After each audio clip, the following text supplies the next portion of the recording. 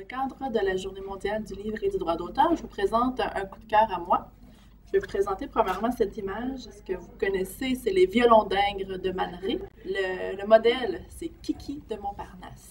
Donc, mon coup de cœur que je veux présenter, c'est cette bande dessinée de Catel et Boquet, Kiki de Montparnasse. Dans ce roman graphique, on raconte l'histoire de la muse Kiki de Montparnasse qui posera pour des photographes célèbres, des peintres de Paris. Si vous aimez le roman graphique, je vous propose plusieurs autres romans.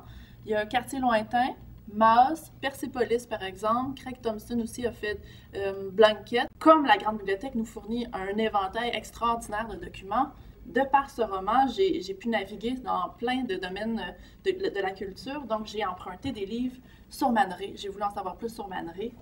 J'ai emprunté ici les mémoires de Kiki. Durant cette époque, il y avait les écrivains américains anglophones qui se tenaient aussi à Paris. Ça s'appelait La Génération perdue, de Lost Generation. Il y a Fitzgerald qui a sorti son livre, qui a écrit son livre à Paris. À la Grande Bibliothèque, vous pouvez emprunter plusieurs versions du Great Gatsby. On l'a en russe, en chinois, en italien, en roumain. Woody Allen s'est inspiré de cette époque-là pour faire son film sur Midnight in Paris. Man Ray disait de Kiki de Montparnasse, jamais Kiki ne fera la même chose 3 jours d'affilée, jamais, jamais, jamais.